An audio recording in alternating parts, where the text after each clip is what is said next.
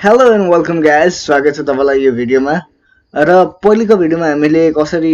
ब्राउजरको इन्जिनले काम गर्छ HTML र CSS लाई प्रोसेस गर्नको लागि र जाभास्क्रिप्ट लाई पनि प्रोसेस गर्नको लागि भनेर सिकेका थियौं। अब आजको भिडियोमा के सिकिन्छ?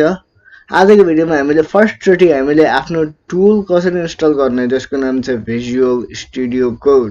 राइट? अब यो चाहिँ माइक्रोसफ्टबाट प्रोवाइड गरेको एउटा फ्री टेक्स्ट एडिटर हो जसले हाम्रो HTML CSS र जाभास्क्रिप्ट र अरु पनि थुप्रै प्रोग्रामिङ ल्याङ्ग्वेजहरुलाई चलाउन मद्दत गर्छ। अब हामी पहिले एक्सटेन्सन्सको बारेमा हामी बुझौं। आखिर एक्सटेन्सन्स के हो?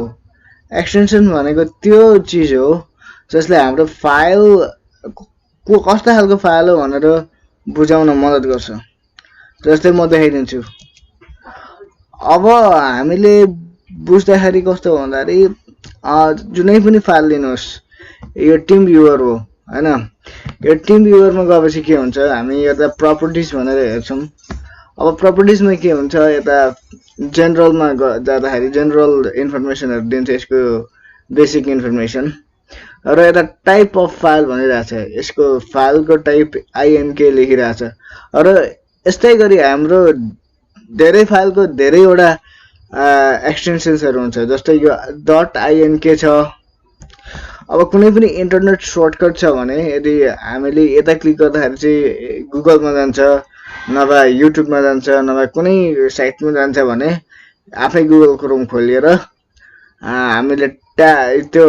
URL बारमा केही पनि टाइप नगरिकन यो क्लिक गर्नबित्तिकै एउटा वेबसाइटमा जान्छ भने त्यो चाहिँ इन्टरनेट सर्टकट हो। र इन्टरनेट सर्टकटको फाइल टाइप चाहिँ कस्तो हुँदो रहेछ, यसको एक्सटेन्सन के हुँदो रहेछ त्यो हेरौं।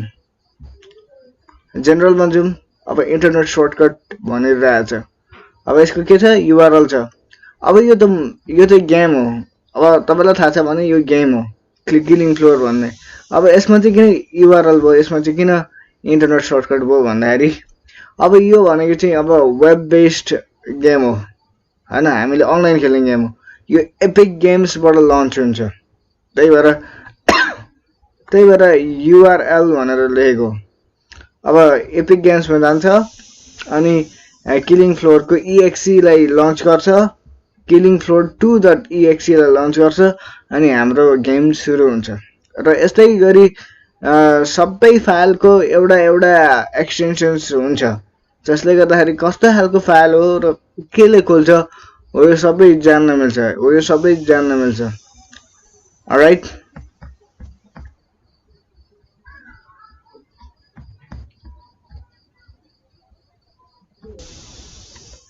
अब यस्तो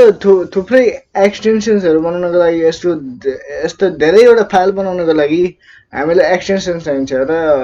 यदि HTML बनाउनु पर्यो भने हामीले HTML भन्ने फाइल बनाउनु पर्यो भने आफूले जे पनि नाम दियो आफ्नो, किनभने हामीले क्रिएट गर्दै छ भनेपछि हामीसँग हक छ त्यो फाइलमा नाम दिने। र लास्टमा चाहिँ हामीले HTML लेख्नै पर्छ, .html भनेर सेभ गर्नुपर्छ। तर त्यो भन्दा अगाडि हामी के गर्छौं, हामी vscode भन्ने टुल इन्स्टल गर्छौं। र यसको भनेको लिंक, अफिसियल लिंक भनेको यता छ, https://code.visualstudio.com। र हामी यता जाउँ, यसलाई कपी गरौँ हैन, अनि हामी कहाँ जाउँ, हामी जाउँ यो लिंकमा र हामी डाउनलोड फर विन्डोज भनेर लेखिरहेछ। म विन्डोजको लागि डाउनलोड गर्छु। यदि तपाईँ म्याकको लागि डाउनलोड गर्दै हुनुहुन्छ भने तपाईले म्याकको लागि त्यहाँ अप्सन दिएको हुन्छ, यता स्टार्ट डाउनलोड र एकैछिनमा डाउनलोड भइहाल्छ। तपाईको इन्टरनेट स्पिडमा भर पर्छ। र अर्को कुरा हामी के अब अलराइट डाउनलोड हुँदैछ। अब यदि तपाईको VS कोड अब तपाईको यसमै डाउनलोड गर्नुपर्ने छ भने, म्याकमा डाउनलोड गर्नुपर्ने छ भने यता अप्सन छ है, यता एरो बटनमा थिचेर तपाईले गर्न सक्नुहुन्छ त्यो पेजमा गइसकेपछि हैन। अब हामी हाम्रो भिजुअल स्टुडियो कसरी करेक्टली इन्स्टल गर्ने त्यो कुरा आउँछ, किनभने मान्छेले कोही अब कसैले बिगिनर लेभलमा त्यो इन्स्टल गर्न आउँदैन मजाले, हैन राम्रो सेटिङ मिलाएर इन्स्टल गर्नुपर्छ भिजुअल स्टुडियो भनेको कोड भनेको अब हामीले कुनै पनि सेटिङहरू बिगार्यौँ भने हामीलाई थाहा हुन्छ इन्स्टल गर्दाखेरि कुनै पनि सेटिङहरू बिगारेको छौँ भने यो भिडियो पछि चाहिँ थाहा हुन्छ हामीले के बिगार्यौँ भनेर एक्सेप्ट गरौँ र हाम्रो डिफल्ट डाइरेक्टरीमा इन्स्टल गरौँ हाम्रो भिजुअल स्टुडियो कोड यता सी ड्राइभमै इन्स्टल गर्छ र तपाईँको स्टोरेज धेरै छ भने सी ड्राइभमै इन्स्टल गर्नुहोस् नभए अरू नै ड्राइभमा इन्स्टल गर्नुहोस् यता ब्राउज गरेर कुन ड्राइभमा राख्न चाहनुहुन्छ हैन सबै यता छ नेक्स्ट गरौँ अनि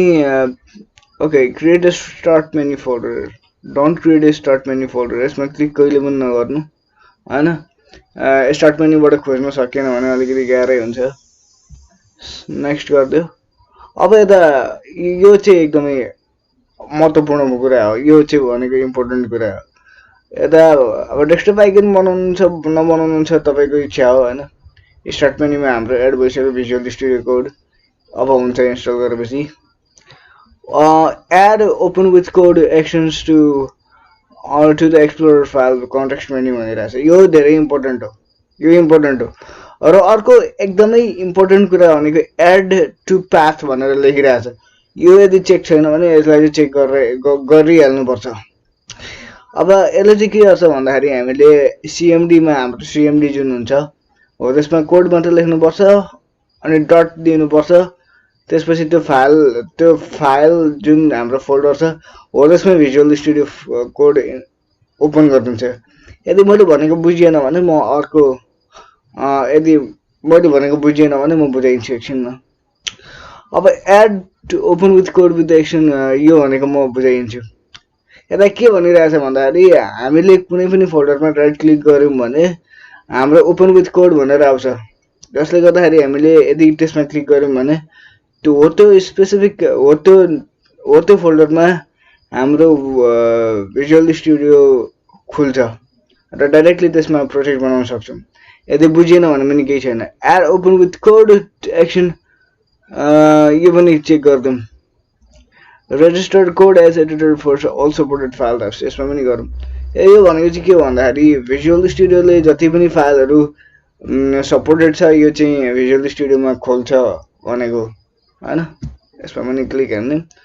नेक्स्ट हान्दिउँ इन्स्टल हान्दिउँ अब हामीले भिजुअल स्टुडियो अब यति सेटिङ मिलाएर हामीले भिजुअल स्टुडियो हालेपछि हामीलाई एकदमै सजिलो हुन्छ VS कोडसँग काम गर्नको लागि एकदमै छिटो हुन्छ हामीले VS कोड खोलेर अब लन्च VS कोड भनिरहेको थियो मैले ओपन गर्दै भिजुअल स्टुडियो कोड सबैभन्दा फर्स्ट टाइम अब किनकि मैले पहिला नैदेखि सुरु गरेर त्यो प्रोजेक्ट मैले यो भिडियोको लागि अनइन्स्टल गरेर फेरि इन्स्टल गरेको यो भिजुअल स्टुडियो कोड र त्यही हो गाइज अब लाग्यौँ हाम्रो भिजुअल स्टुडियो कोडमा र मैले अघि भनेको कुरा म भनिदिन्छु अब जब पनि हामी यता फोल्डर इन्स्टल अब जति पनि यता मैले प्रोजेक्ट बनाएको छु जुनै पनि फोल्डर बनाउन सक्नुहुन्छ तपाईँले अब यता मैले राइट क्लिक गर्दाखेरि यता ओपन विथ कोड भनेर आइरहेछ अब मैले यसो गरेँ भने यो भिजुअल स्टुडियो कोड यसमै खुल्छ यही फोल्डरमा खुल्छ यता माथि देखिरहेछ index.html sasot.com.np भन्ने एउटा फोल्डर छ जुन मैले बनाएको थिएँ आफ्नो वेबसाइट बनाउनको लागि त्यो खोलिरहेछ राइट अब हामीले अर्को कुरा के गर्नुपर्छ भन्दाखेरि हामीले यो एक्सटेन्सन्स भन्नेमा जानुपर्छ अनि लाइभ सर्भर भन्नेमा इन्स्टल गर्नुपर्छ लाइभ सर्भर अब मेरो पहिले नै इन्स्टल भएको कारणले यो भिजुअल स्टुडियो मेरोमा इन्स्टल भइरहेछ तर तपाईँकोमा भनेको के हुन्छ भन्दाखेरि इन्स्टल भनेर लेखेको हुन्छ हैन यता ड्रप डाउनमा अनइन्स्टल डिसेबल वर्कस्पेस भनेर लेखिरहेछ यसलाई यो लाइभ सेटलाई डिसेबल गर्न मिल्छ अनि यसलाई पनि डिसेबल गर्न मिल्छ यसलाई अनइन्स्टल गर्न मिल्छ तर मैले किन गर्नु तपाईले इन्स्टल गर्नुहोस् अनि यस्तो अप्सन आइसकेपछि तपाईले युज गर्न सक्नुहुन्छ अब यो चाहिँ किन इन्स्टल गर्ने भन्दाखेरि तपाईले जब पनि प्रोजेक्टहरुमा काम गर्नुहुन्छ तब यसले अटोमेटिकली रिफ्रेश गरिदिन्छ भनेपछि जब पनि तपाईले फाइल सेभ गर्नुहुन्छ इच एन्ड एभ्री टाइम यसले अटोमेटिकली रिफ्रेश गर्छ यता देखाइरहेछ त्यही भएर तपाईले केही पनि गरिराख्नु पर्दैन अहिलेको लागि त्यही बुझिराख्नुहोस् alright so thank you for watching this tutorial अब अर्को ट्युटोरियलमा हाम्रो कोर्समा हामी के सिक्छौं भन्दाखेरि हामीले एचटीएमएल को बेसिक फाइल स्ट्रक्चर हेर्छौं तबसम्मको लागि thank you so much for watching guys and I will see you in the next video